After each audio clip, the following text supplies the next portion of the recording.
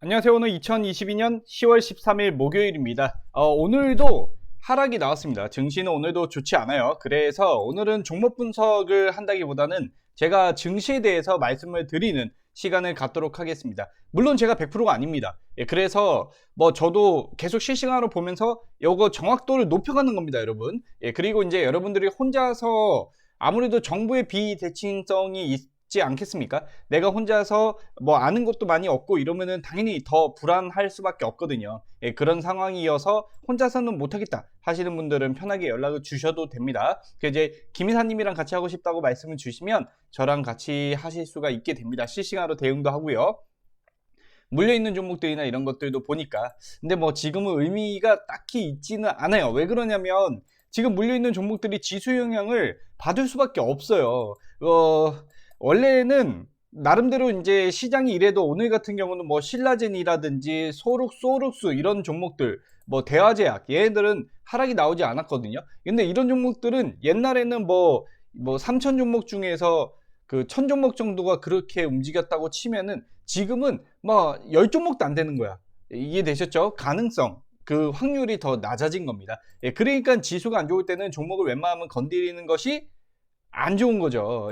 지금 그런 상황이고요. 사실은 코스피 같은 경우는 아직까지는 이전 저점이 2134를 이탈하지는 않았어요. 근데 이탈을 할 가능성이 높습니다. 왜냐면 전 사실 이거 쌍바닥짜리라고 생각을 했거든요. 여기 이렇게 그어놨죠. 보면은 양봉이 어제 떴기 때문에 여기서 한 번 더 올라가면은 이렇게 한 번 더 올라가면은 조금 그래도 반등이 어느 정도 이번 주하고 다음 주는 나올 수 있겠다 이렇게 생각을 했어요. 근데 오늘 이렇게 밀어버려 가지고 이거는 방향성을 바꾸는 척을 한 겁니다. 척을 해야지 개미들이 달라붙을 거 아닙니까?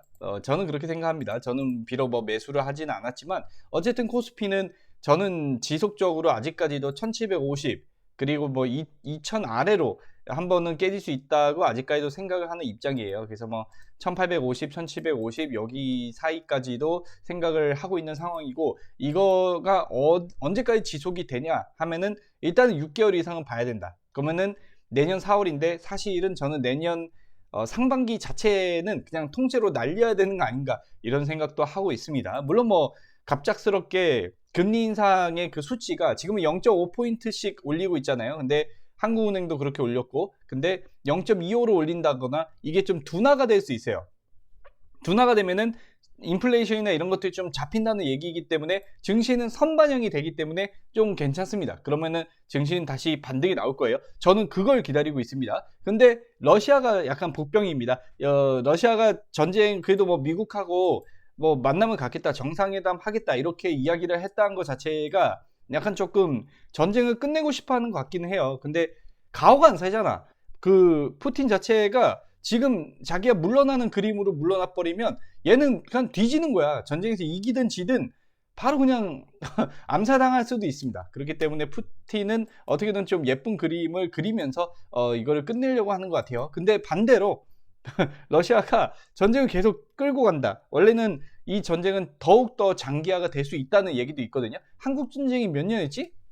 제가 이제 역사에 약간 약해가지고 근데 휴전하기 전까지 좀 오래 끌었잖아요. 한국 전쟁도. 근데 휴전 상태이기 때문에 한국 주식 자체가 굉장히 저평가를 받았단 말이죠. 근데 휴전으로 끝나면 그래서 조금 좋지는 않고요. 휴전이 아니라 그냥 전쟁을 종식하는 게 제일 저는 좋다라고 생각을 하는데 한번 지켜보겠습니다. 어떻게 될지. 근데 러시아가 갑자기 핵을 쏜다거나 이질하면은 그러면 또 한 번 더 증시는 바닥을 팔 수 있습니다. 근데 그때 되면 증시뿐만 증시만 파는 게 아니라 기업도 힘들고 다 힘들어. 기업들도 여러분들 직장 생활하는 곳에서도 희망퇴직 받고 그렇게 될 겁니다. 그렇기 때문에 이게 증시가 무너진다? 그럼 주식 투자 안 한 사람들 승자냐?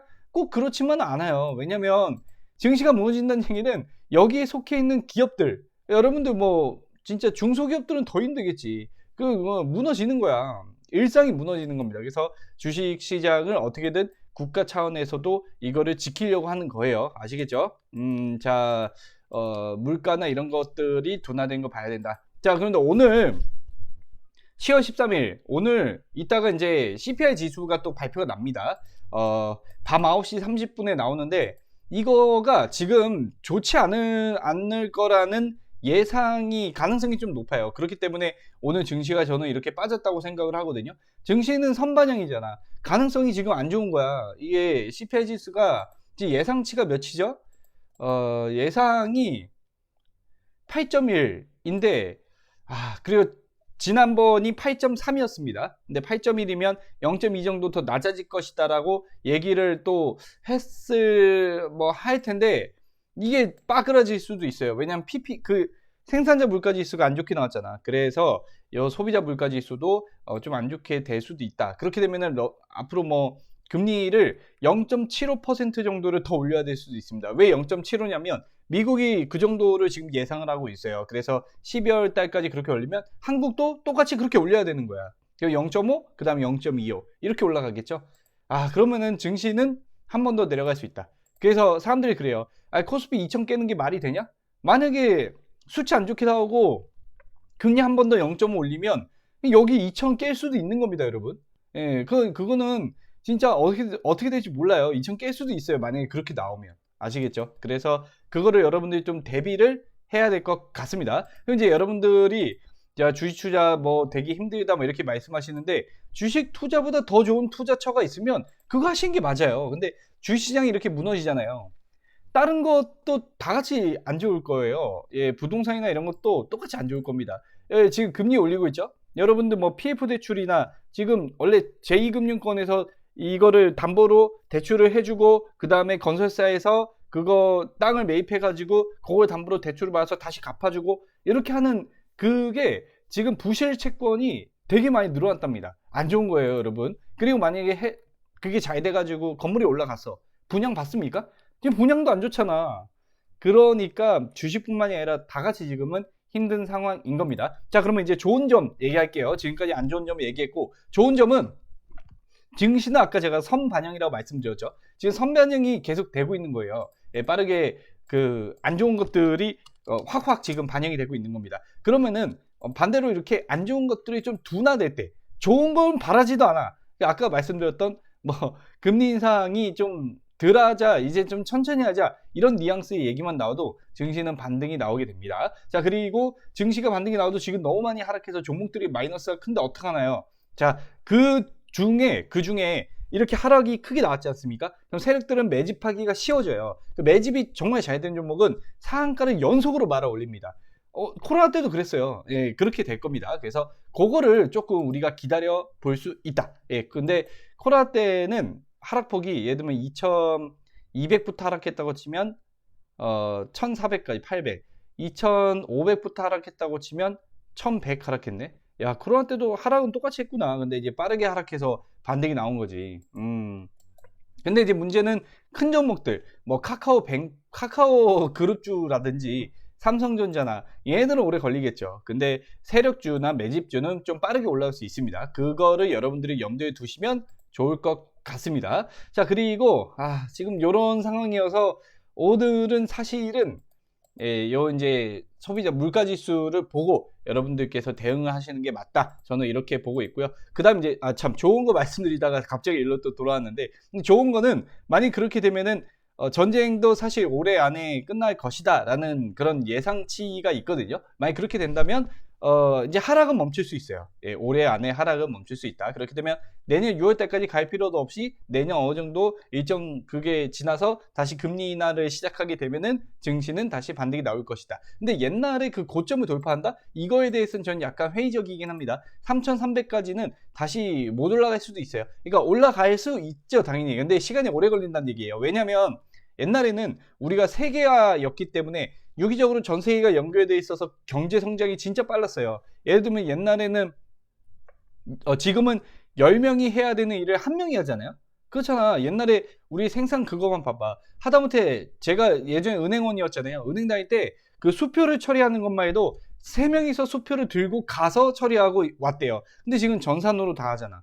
앞으로 계속 이렇게 바뀌어요. 그러면 생산성이 올라간다는 얘기입니다. 그래서 그런 기술의 발전, 이게 근데 세계화가 됐기 때문에 그런 것들이 되게 빨리 됐었거든요. 예를 들면 뭐 그 생산 기지를 중국하고 베트남, 인도네시아 이쪽에 두고서 우리는 기술 개발이나 이런 것들을 주로 하고 생산은 그쪽에서 다 하고 이런 식으로 같이 유구적으로 연결돼 있었는데 지금은 이제 탈세계화, 그리고 블록화로 나눠져 있어서 야 너랑 나랑 동맹, 우리들끼리 동맹 이렇게 되기 때문에 그럼 경제 전쟁이 일어날 수 있는 거죠. 그 보이지 않는 뭐 총칼이 왔다 갔다 거리는 건 아니지만 경제적으로 자꾸 제재하고 보복하고 이렇게 그러면은 아무래도 발전의 저해 요소가 됩니다. 예, 그래서 그런 부분들을 조금 생각을 하면 이게 고점 돌파까지는 시간이 좀 걸릴 수도 있다. 근데 하락이 멈추면 올라갈 애들은 슈팅을 만들어내면서 쭉쭉 올라갈 것이다. 저도 이렇게 긍정적인 부분을 말씀을 드릴 수 있겠습니다. 그렇게 돼서 내년 6월달 이후를 보고 있지만 그 전에도 상황 언제든지 바뀔 수 있기 때문에 저는 실시간으로 대응하려고 하는 거예요. 자, 일단 제 생각을 말씀을 대충 드렸는데 한국은행 그 여러분들 인터넷에 떠돌아다니는 거 보셨어요? 그 한국은행 총재가 얘기하는 거. 일단은 뭐 그 한국은행 총재가 얘기하는 게 조금 그래도 제가 생각에 긍정적인 요인이 하나가 있다면 잠시만요. 뭐라고 했냐면 장기 성과 이건 참 제가 해온다한테 공유한 내용. 예.